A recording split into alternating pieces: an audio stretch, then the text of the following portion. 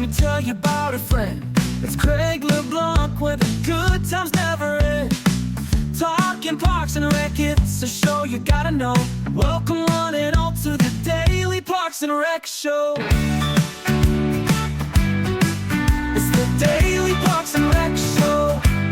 That's what's great about Parks and Recreation is, just because John's doing something in Bettendorf or Sioux City at the time, it's not a secret. It can be duplicated. It can be changed into a different city. Networking between the cities that are close to you. We've got a director group. There's 3 cities plus 2 counties on both sides of the river that we send emails to. Welcome to the Daily Parks and Rec Show. Today we're diving deep into the heart of community building with 2 exceptional leaders, Eric Griffith and John Burns, Parks and Recreation directors who live and breathe the industry. Join us as we explore their passion for providing incredible experiences, from developing vibrant parks and installing new futsal courts to managing bustling aquatic facilities. Discover how they tackle the complexities of project management, like the monumental Riverside Legacy Project. This episode highlights how parks and recreation professionals shape communities for generations to come. Truly a testament to purpose meeting play. Let's dive in. Okay, we're live again for part 2. The Eric and John show. Okay, so what were I'm trying to think of the question that I asked. Let's see. Well, depending on how much everyone got, I think we were talking about what you're passionate about now, like those types of things, like what drives you. That was a awesome follow up. So hopefully people got to see that answer. Yeah. Well, and Eric, what we had said was you want to hire passionate people about but what are the passions that drive you, and kind of what keeps you in this industry that kind of keeps that fire going in the belly?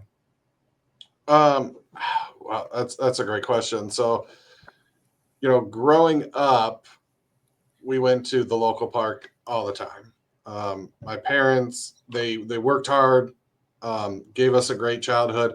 Didn't get to go to like the fancy summer camps or the really expensive vacations, but we never missed out because we always did, Parks and Rec golf lessons, swim team, got to go swimming at the pool, got to participate in t-ball and flag football and all that kind of stuff. And I go to work every day thinking that that's what I want to provide to the community. I want those kids that come to our summer camp, our programs, that they're not missing out on anything, and that we're offering them something that they can have fun and be proud of. And I drive by several parks on my way to work and on my way home, and seeing kids play in the futsal courts that we installed last year, or the parking lot is slammed at our new aquatic facility. That's what makes me happy. I'm seeing just people using our facilities and how great of a response that we've had to some of the new amenities that we have in our city. Yeah, love that. John, did you have any last thing to add to that before we move on to our next topic? No, it's basically true. It's like Eric and I live this stuff, man. We're like, I'm going to the pools, I'm running on trails, I'm playing pickleball, playing, doing all this stuff, right? So like getting to see people just like loving what we're offering that's amazing. That's Keeps it. me going every day. So maybe we can close that topic out with this. If you had a room full of college kids undecided as to where they want to pursue career in, what kind of elevator pitch message would you have for them, for the industry? Go ahead, John. Yeah. I mean, I like to be like, because again, you got to match it up. It's got to be the right thing, right? Parks and Rec has to match what you do. I'd be honest about it. I'd say, hey, here's, the benefits of working for the government. It's steady. It's got, great benefits, pension, the whole thing. But more importantly, like there's, I think there's just like a nobility to the profession to a degree, like getting to literally change the landscape of your community for the better is amazing, right? Like all the way down to even the small stuff we do, man. Like dealing with the people who are a headache in a adult basketball league, like we're still providing these cool things. So for me, it's like you have this blank canvas where you get to go do cool stuff, whether it's programming or facilities or whatever it is. But you're changing the landscape and adding to your community, I don't think there's anything as fun as that. Like I love getting to interact with people. I love getting to interact with the public. And it gets me going every day. There's something new every day. There's a different season, it's different each season for Parks and Rec. So it's fun, exciting. It's indoor, outdoor. It does a little bit of everything. I'm telling you, it's just it's an amazing career. Yeah, I love it. Great testimony. Eric? I would say, it's not for everyone. City government, like I said earlier, takes a special person to work in, but Parks and Recreation, everyone considers it the fun department. We work hard. It's not hard work. I mean, the guys that, build playgrounds and are mowing, they work really hard. I come to work every single day, just looking to make the department and myself better. And, if you're looking for something totally different than the normal 9-to-5 job, we work nights and weekends, holidays. 4th of July is a big thing in Bettendorf. They have the big carnival parade thing. I mean, when everyone else is taking time off, we have facilities open when people can come. So those are nights and weekends and holidays. And it's not for everyone, but if you enjoy it, it's a heck of a career path. Oh yeah. Yeah, if you like to throw parties on major holidays, this is the industry for you. You will never have a holiday where you're not partying. That's right. That's right. Because special events man, I talked to somebody in, where was it? It's Palm Springs. I think Palm Springs, California. It was right next to Coachella. No, not what I'm pronouncing that wrong. Coachella. Gotcha. And 200 special events a year they manage. Oh. I was like, God, I thought New Orleans was bad. Yeah. But yeah, it's so many great things about Parks and Rec that you can kind of sink your teeth into as a career. Okay, so we had touched a little just now, me and John, on project management as being a big chunk of, maybe kind of the unforeseen parts of Parks and Recreation. But you do have a ton of projects that come through your desk over your career. Anywhere from what John was talking about, like here's a brand new 100-acre pristine forest, go to work on it. What's your master plan, to an old gym that has been neglected for 20, 30 years, and now we're trying to refurbish it, or a new playground. Maybe talk about that project management side of the career. I think that's my favorite part. I feel like I'm a very organized person. I like to have a plan. It doesn't always go to plan. But I love getting the public input and, showing some great ideas and seeing the citizens really wrap their minds around a project. I don't think in the past that was done a lot in Moline. Projects were done without really public input. And I think that's huge to have buy-in from your citizens. We did, it's called the Riverside Legacy Project. Riverside Park Legacy Project started 3 years ago. They wanted to upgrade their swimming pool. And it was supposed to be built in 2 phases. They only built the first phase 22, 23 years ago and never got off the ground. We did, a feasibility study, talked about what we could do with what we currently have and what we could add to it. Several public input meetings, and then we did a survey. We had over 1,000 responses, and one of the best results that the city of Moline had ever received at the time. And it just showed how many people really wanted this. And, seeing it start to finish, I don't think people understand what it takes to do a large project. Even a playground, you can't just say, well, I'm going to build a playground, it's going to be installed tomorrow. It takes months, if not years of planning. You got to find out the funding source, you got to bid out the public process, make sure it's bid out correctly. Project management, making sure it's built within the budget that you have.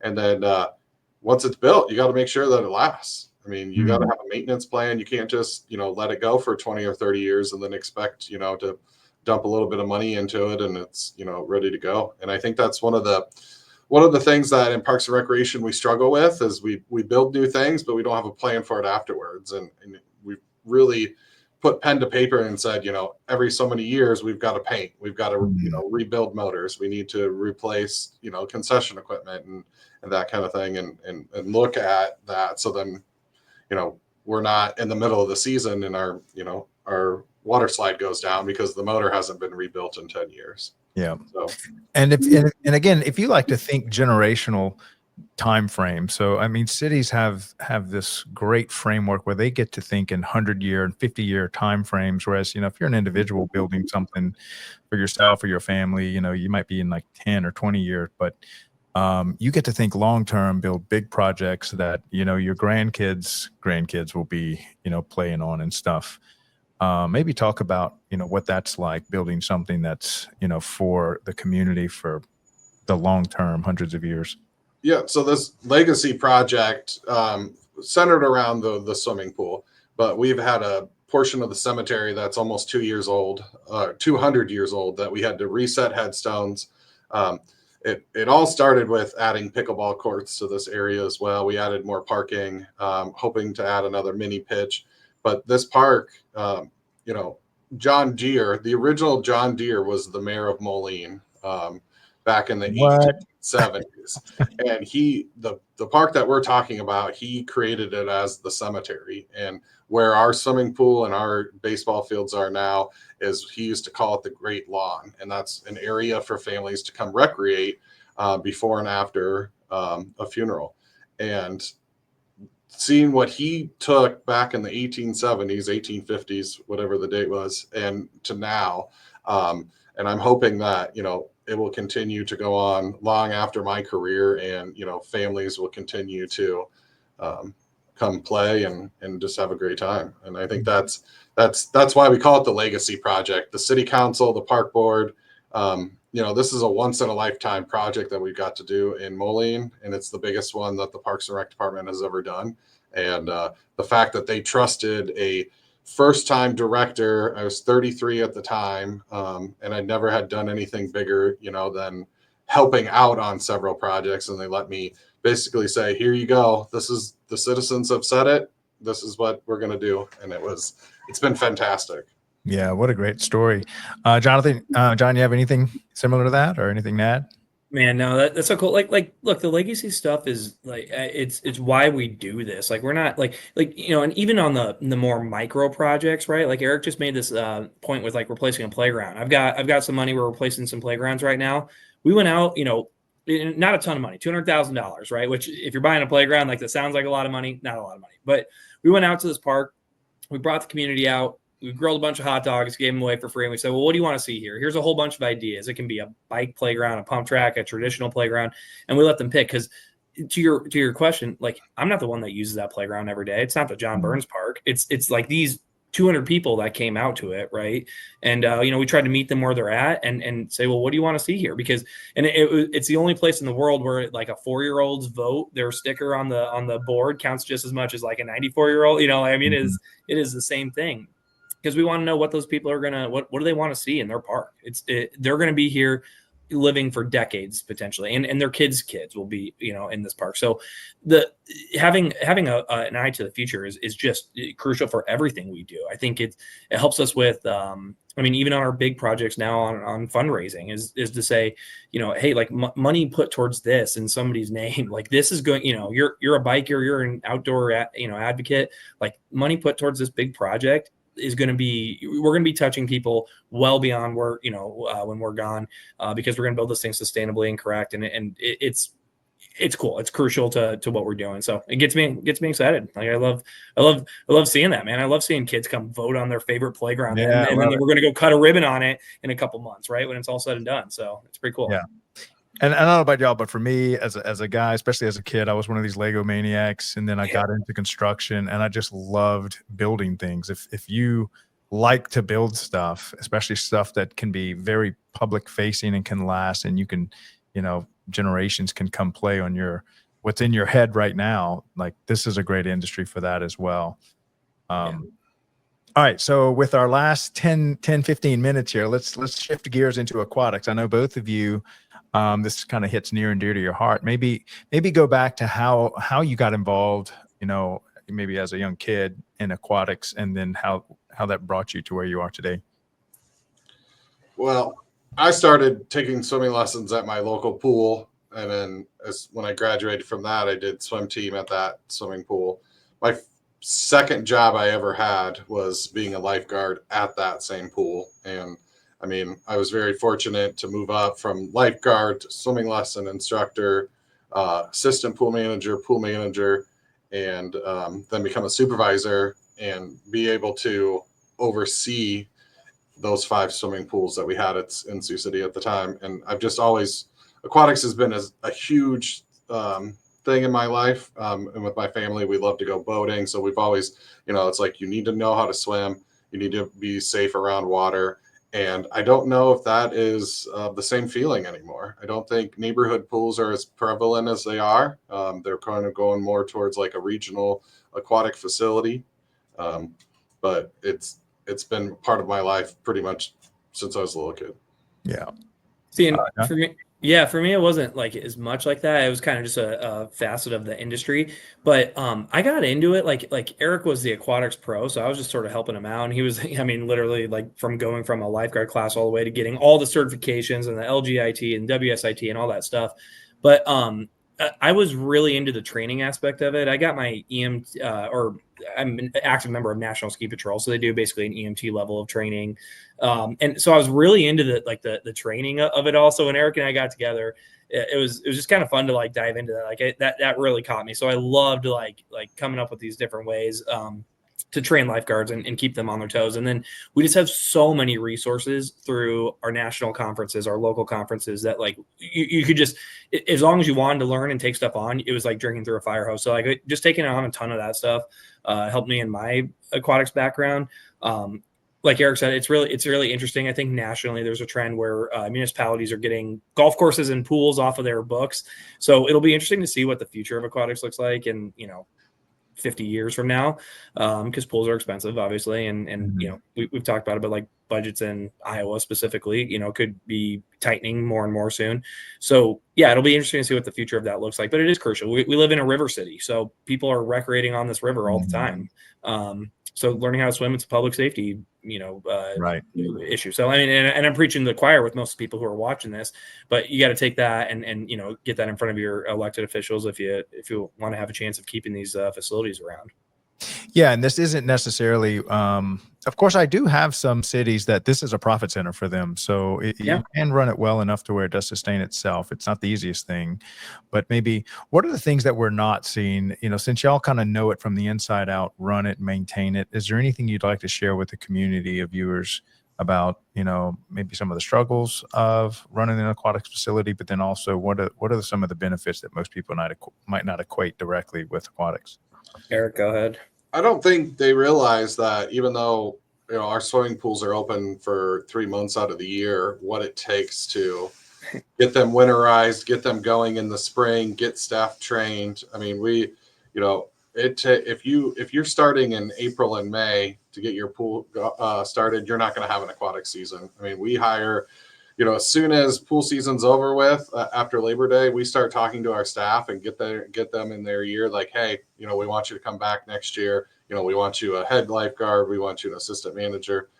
So that starts in the fall. I mean, winter break, our coordinator sending out emails saying, hey, start thinking about what you're going to be doing this summer, because if we don't have enough returning staff, that means we've got to teach lifeguarding, we've got to teach CPR, whatever we need to do to make sure we have enough staff for the summer. But then if you're doing any kind of upgrades to the facility, you've got to time it where, it's outdoor construction. So it's either got to happen in the fall or early spring, and it's got to be done before the pool season starts. And that's definitely a challenge as well, that I definitely was not prepared for when I first started. And then you learn very quickly when a pool doesn't open on time, how upset the citizens can, because you only have that short window to be able to operate that facility. And if it shortens anymore, you hear about it.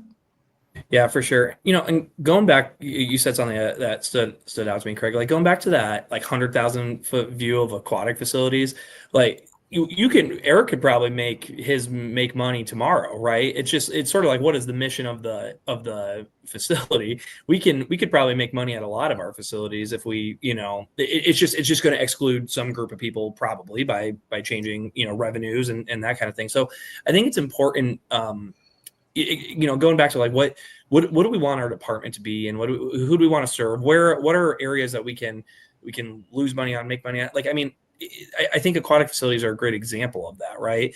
Eric and I, both of our facilities, we partner with our YMCA here locally, right? So we just opened, we cut a ribbon on Memorial Day here in Bettendorf for this new aquatic facility. The city owns it, and the YMCA is now managing it, right? And it was this partnership where they wanted to build one, we wanted to build one. Well, let's compile some resources, get this new thing built. It's an incredible amenity. For them, it's a huge value add to their membership. For us, we're adding the amenity without having to take on the potential subsidy. So it really worked out well with that model.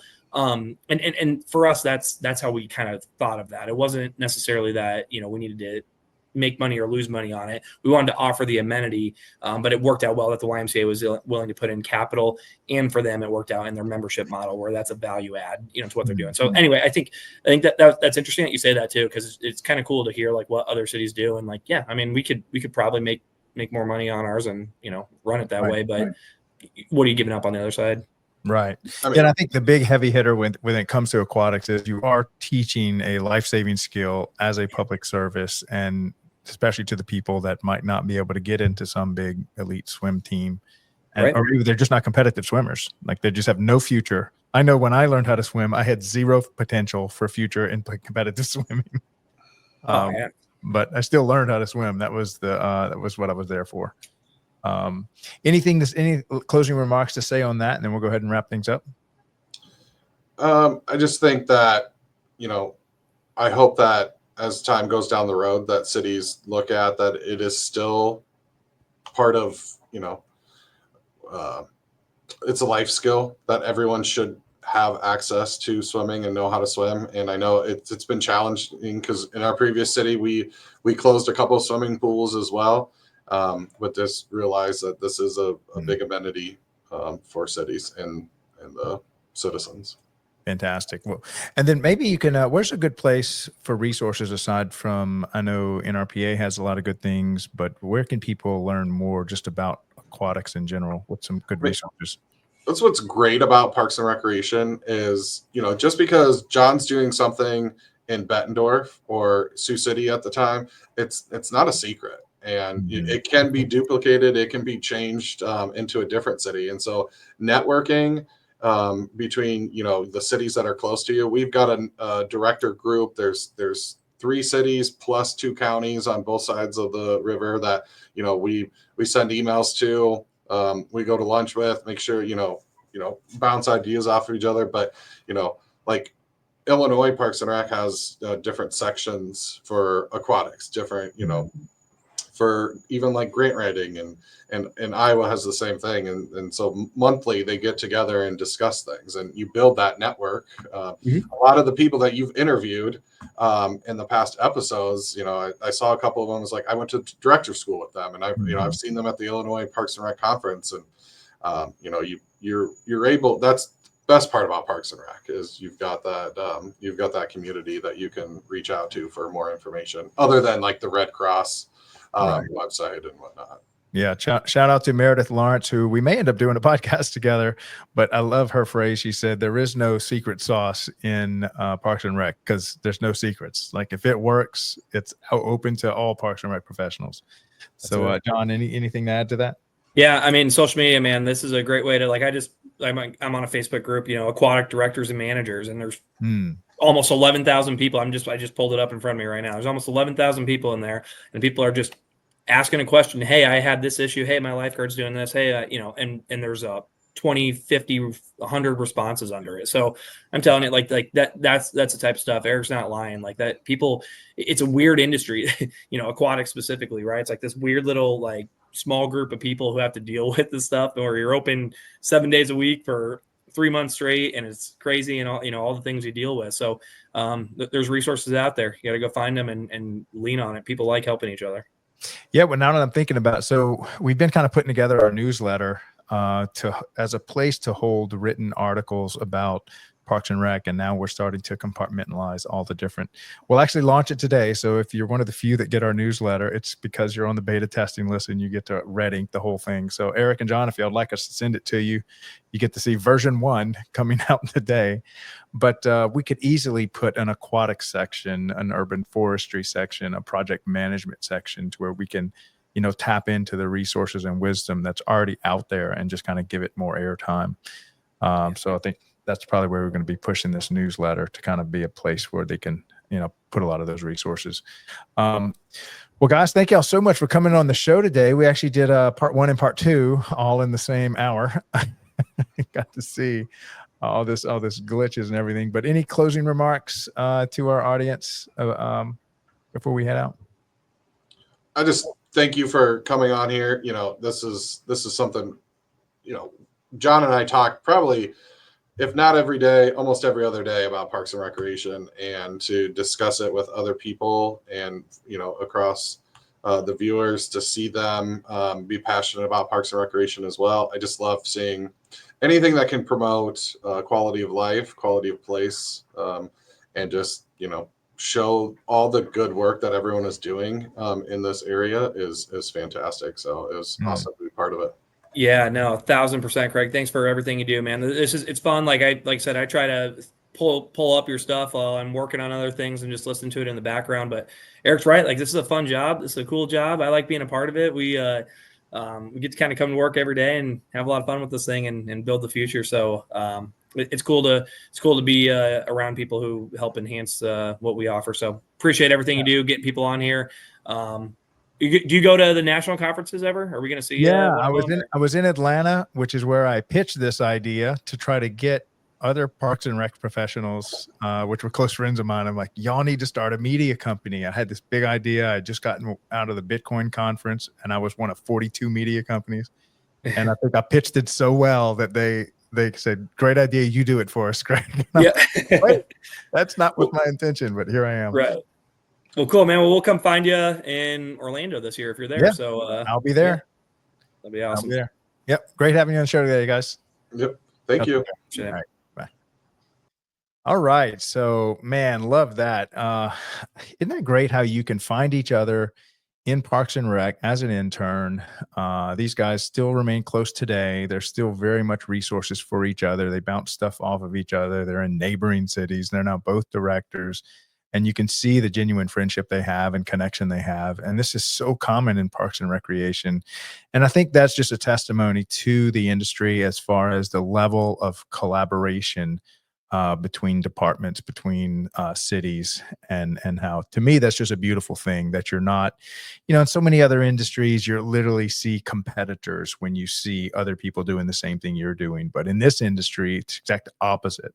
You see them, you know, everyone in Parks and Rec is a potential resource to you. And to have that level of collaboration is just super rare. And I think it's just a great place to kind of put yourself as a career. So if you're a young kid listening to this, man, definitely check this industry out. Take a serious consideration as to whether you may want to spend your life from 20 to 65 giving back, and you get a paycheck and great benefits, and not wait till you're retired at 65 to worry about leaving a legacy, giving back, that you can start on day one right out of college and spend your best years making a difference in your community, making an impact, leaving a legacy, and you actually get paid to do this. And anyway, great industry and great job. Thank you, John and Eric, for coming on today. Really appreciate all that y'all have done for this industry and setting such a great example. Okay, so we have a newsletter. It goes out today. I think there's only like 20 people on the email list. So if you want to get on the email list, it's just going to show. So I guess the general premise was, there's a lot of great written articles in Parks and Recreation. Many of our guests on the show have written articles, have been highlighted, have tremendous wisdom to share in a 1 or 2 page article about whatever it is they're passionate about in Parks and Recreation. And it was really kind of hard to kind of just display that in the video format. We also have some people, you know, we wanted to showcase the work with the thumbnail and the summary of the videos. And so we just saw there was so many things we could do with the newsletter. So I've been kind of holding off on it, but I figured now's a good time to launch it, and that, we've got a rhythm in producing our videos and stuff and posting our content and distribution and everything. And then we've launched a few other shows. By the way, it looks like we're going to have 3 or 4 new shows launching probably within the next month or so, just once a week or once a month show.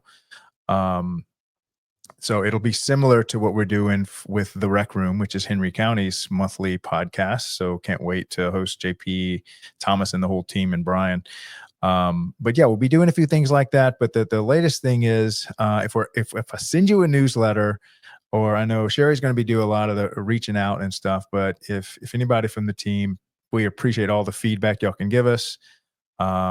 We'd love to highlight your articles that you've written in the past, and just give them a good home to get more and more, I guess, distribution among the Parks and Rec community. So that should be launching today. I think it's going out. It may have already been out. I need to check my email as soon as I'm done here, but that's going to go out. I think our schedule is going to be every Sunday, 6 a.m. The newsletter goes out, and that way we've got a lot of people like to read things on Sundays, kind of the beginning of their week, and then Mondays, beginning of their work week. So we're like, let's launch it Sunday, Monday. I think we landed on Sunday morning because that's when we get a lot of activity on LinkedIn and stuff. So maybe that's the time you can just sit back, relax, not too much chaos on Sundays.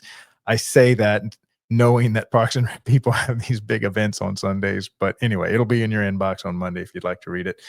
Appreciate all the feedback y'all can give us on that. So, all right, so we'll go ahead and close out the show today. Got a great lineup, facilities maintenance tomorrow with Joseph and myself. And then we've got, let's see, who is our guest tomorrow? John Kawala.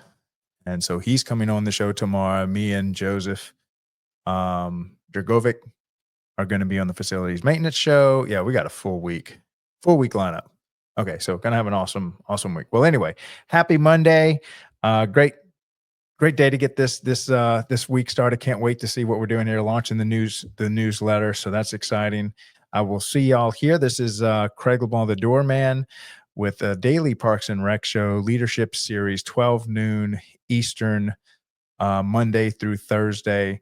And then we also have our morning show, which is the facilities maintenance show at 10:30 a.m., also Monday through Thursday. And then we have let me finish our show lineup. We've got our YPN show, which is our young professional show, every Friday, 12 noon, and every Thursday at 1:30 with host Aaron Locke. We have our Youth Sports Mastery. And this Wednesday, don't miss it, our newest addition to the show, we have the Rec Room, which is Henry County, Georgia, a county that's pretty much part of the Atlanta suburb. We consider this one of the best park systems in America, with an extremely strong and mission-driven park system.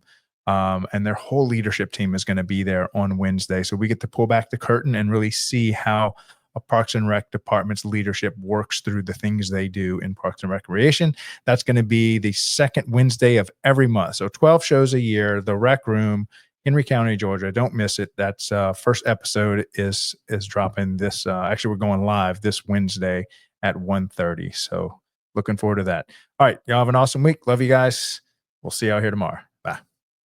At DPRS Media Co., we don't just create content. We elevate community through storytelling. Now, we're proud to introduce the newest addition to the family. Welcome to Youth Sports Mastery, the podcast where champions are shaped, not just on the field, but in life. Hosted by the doorman himself, Craig LeBlanc, and National Academy of Athletics founder Aaron Locke. Youth Sports Mastery dives deep into how youth sports can empower kids, strengthen communities, and build leaders. From coaching culture to recreation strategy, and from player development to parent impact, every episode brings game-ready insight from the people making it happen. Youth Sports Mastery goes live every Thursday at 1:30 p.m. Eastern Standard Time. Only on the Daily Parks and Rec Show, sponsored by National Academy of Athletics and powered by DPRS Media Co.